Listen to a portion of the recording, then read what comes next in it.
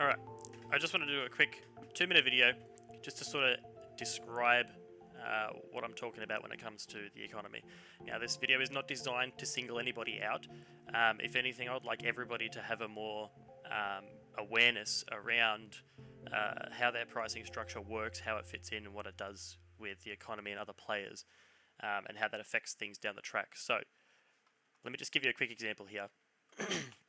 Now, again, I'm not going to try and call out Jalaris, but I think it's a really good example of how a player who doesn't have the skill and doesn't have the equipment is pricing their selling concentrate and buying iron bars.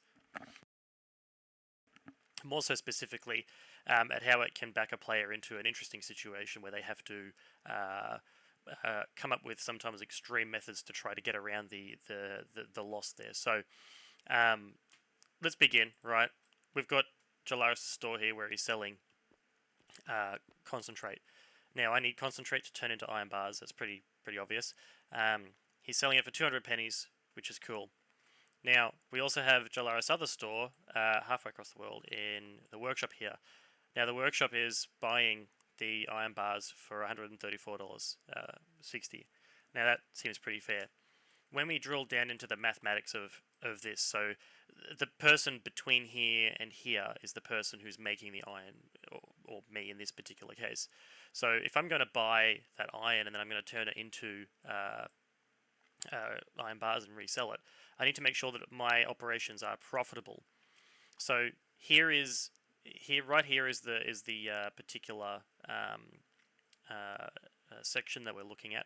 So I'm going to buy the concentrate for 200 a unit, and then I'm going to sell iron bars for 134.60. Now, as you can see here, I'm making a net loss. So for me as the smelter, I actually lose money doing this transaction. It's actually not it's not valuable to me in a currency sense to purchase iron concentrate, turn it into bars, and then sell it at another shop, because I will make a loss.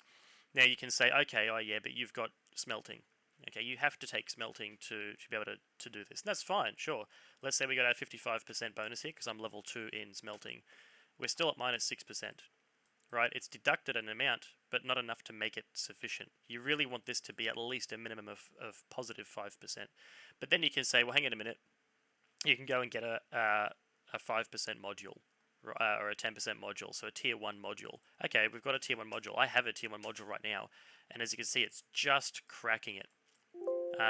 So my point here isn't to be like, you know, angry or upset or anything like that. It's just to illustrate that how not being aware of how another player is interacting can have a net negative impact.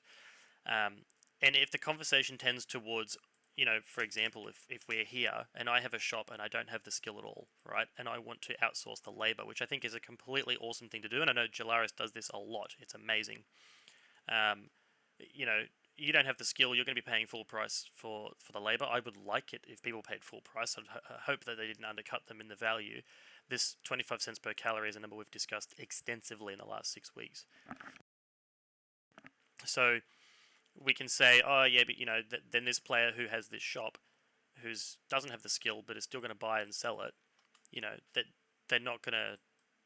It's not worthwhile for the economy or the player base or the township to have a player constantly losing money, unless of course they were like a government entity or something, and you know you were running them at a loss because they were making too much money. That's a whole different conversation. I'm not even going to go there.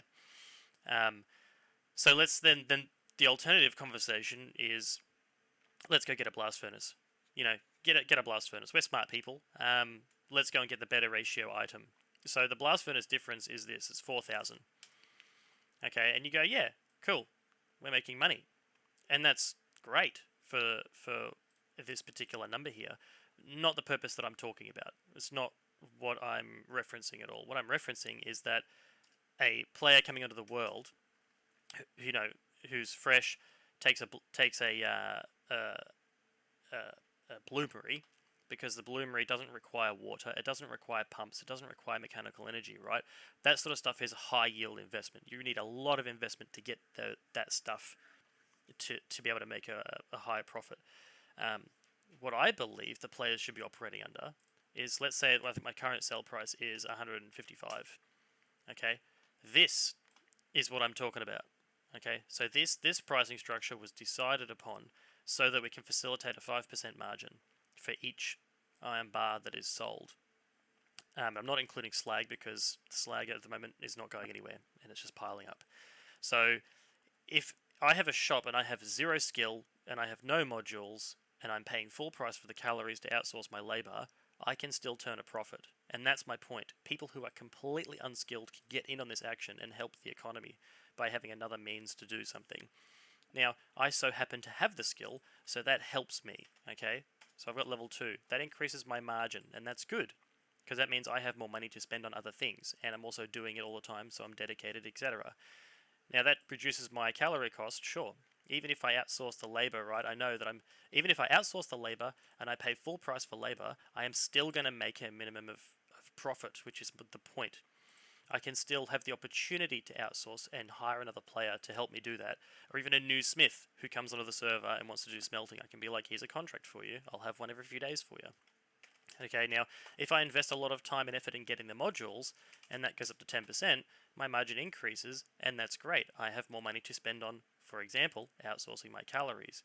Or I have more money to spend on investing in the system that I'm running here to try to make a higher profit. So, for example, if I go ahead and I sink, I mean, at the moment we've got a blast furnace is about, we'll say 10 grand. Okay, we need a pump. A pump was about 5 grand. We need a windmill or a water wheel. That's about 2 grand. Okay, and we need probably about 100 pipes. And pipes are like 350 bucks. So I'm just going to say like 350 multiplied by 100. Okay, that's how much money we need to make to sink into getting a blast furnace set up. Now, that seems all well and good, right? When you're at the stage I am right now, this is my current numbers, okay? If I was to take that and I was to divide that by this, I have to sell, right, 2,075 iron bars to be able to get that much investment to be able to make this number a little bit better. So 2,075.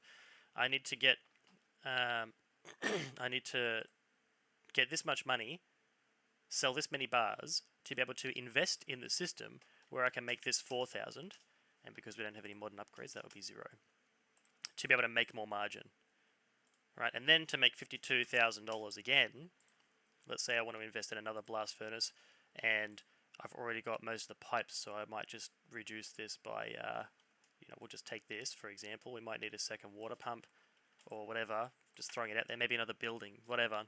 I need another 17 grand. You can see to get that is going to be a lot less effort, right? I don't need to sell anywhere near as much.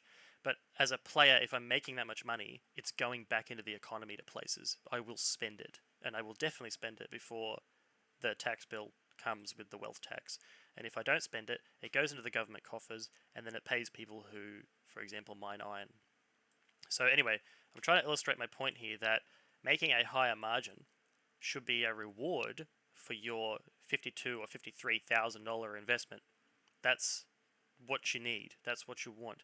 And if they make 30% for the rest of the game, that's fine. I don't see a problem with that. They will spend it. Your shop will have money to be able to do things with. Alternatively, if the player, like myself, is quite happy sticking with a blast furnace for the rest of the entire game, then, at least I know I can make something. But not at the 136, right? It's very, like, I have to have, this is the point that I'm trying to hone in on. I have to have a module. I have to have the skill to be able to make the bare minimum sustainable profit margin. And that's my point. I don't want players to have to do this. I want this to be 0-0, and I want players to make that minimum. Okay, if this number changes, and let's say the concentrate price goes up by $20, right, and this goes to 220, I would be saying bump this up to match, okay? Simple as that. If this price goes down, let's say this becomes 180, okay, I don't, and again, I'm talking about without skills, without anything, then this price can come down to match. What do we got, 140? Or 145? 141. So my point is that, yes, this is like adjustable, it changes over time, but I'm talking about people should make a minimum of 5%. And if you take the skill, more power to you. If you get a module, more power to you. And if you get a blast furnace, more power to you. Thanks.